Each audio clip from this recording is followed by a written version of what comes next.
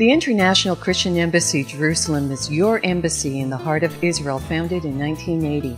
From our headquarters in Jerusalem through our branches in over 80 nations and yours in Canada, we seek to challenge the Church to take up its scriptural responsibilities, to remind Israel of the promises made to her in the Bible, and to be a source of practical assistance to all the people in the land of Israel. In honor of the International Holocaust Memorial, I decided to show here a demonstration of my art projects that represent scenes from my life during the Holocaust.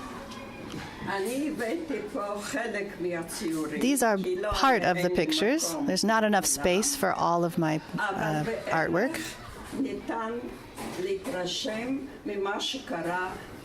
But here, you can begin to get an idea of what happened during those horrible years of the Holocaust. In the middle of the night, in this picture, they came to our door. You saw these soldiers, and they put us out of our home. We began to walk on foot. They didn't take us in cars, or we began a death march on foot. I was a small girl, 8 years old. I didn't like to eat much, and I was very weak. And after walking for several days, I wasn't able to walk any further. I sat, and I said, no matter what will be, my mother and my father said, in a little while, they will kill you. She said, I don't care what happens. If I don't get food, I have no strength to walk, and what will be, will be. A soldier came, and he was about to shoot me. And my mother, who was pregnant, and she went down on her knees and began to kiss his feet. Please, please, don't kill my only daughter. My father, that knew the language, begged and pleaded, please do not kill her. I will put her on my shoulders. Here, we're continuing the march, and he carries me on his shoulders. After we had gone for a few months, sometimes 40 kilometers a day, this was a march that no one wanted to take all of the Jewish people from Ukraine and from Transnistria. So they would take us to one place and then to another place. And my mother, at one point, when she was pregnant, she began to have birth pangs and was in labor. It was about certain that they were going to kill her, because if you can't walk, then you're shot. Somehow, she was saved. Here she's going to give birth. And suddenly, just like something in the film, came a horse with a cart as they came close to us. And I remember this picture as if it happened yesterday.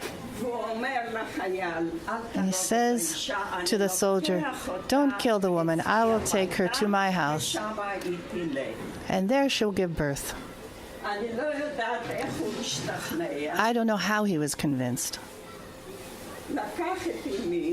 But this farmer was allowed to take my mother, and we all went to this man's house. My father, myself, and then my mother, we came to this farmer's house, and now I think that they had no children. They put my mother in a sort of storage area, and it was a deathly cold place. And we were very close to her. And we were there during the birth. The wife of the farmer is the one who helped with the birth. I heard the first cries of the baby, she took her in her arms. She came to my father and me and said that the baby had died. She took the baby. Until today, I have it in my mind that if this baby still lives in some place, I can never know. What village this was, we don't know. We were in many different villages. But this is the story in short. In the Ukraine, it's very cold in the winter.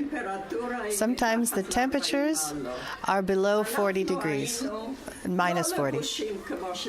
And we're not dressed as we need to be. We didn't have clothes.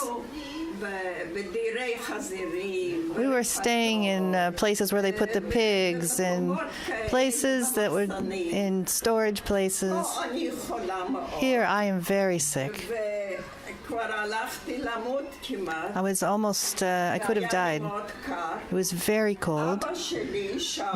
My father, who had worked in taking the dead people away for burial, he took one of the coats of the people and put it on me. And he only remained with one shirt on himself in the terrible cold that was there. God really watched over him. I had really great, good fortune. All the illnesses and diseases that were there I experienced, but by miracle I remained alive. And now I would like to tell you about this picture. One day, all the Jews had received an order to collect themselves together on the Buk River. This is one of the rivers in Ukraine, and we were on the edge of the Buk River. And all the Jews that were there, the very few who yet remained alive, were ordered to gather next to the river and by the forest there.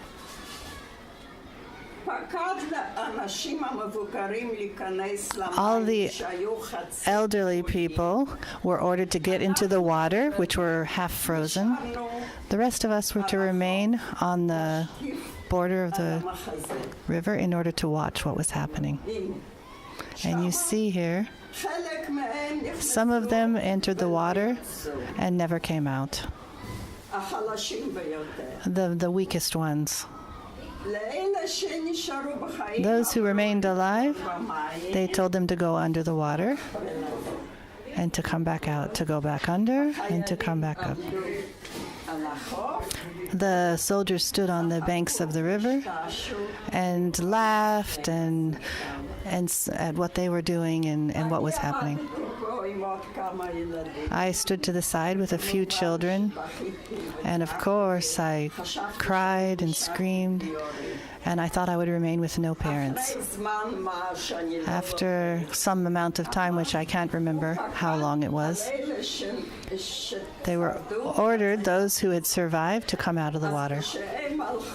And when they walked, their clothes were wet and completely and frozen on them because of how cold it was outside.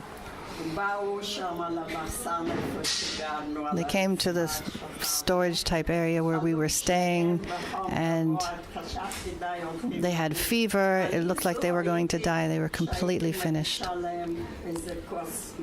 I thought I could offer them a glass of water or something. I had to take care of them. In a miracle, by miracle of God, they remained alive.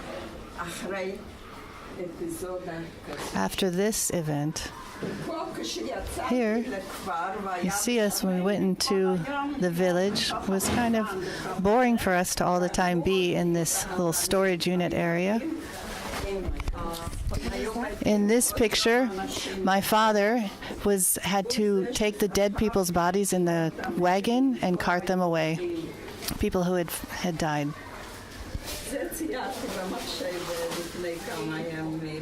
This is a picture that I drew a couple of days ago. 100% of what we receive from you toward a project goes to that designation.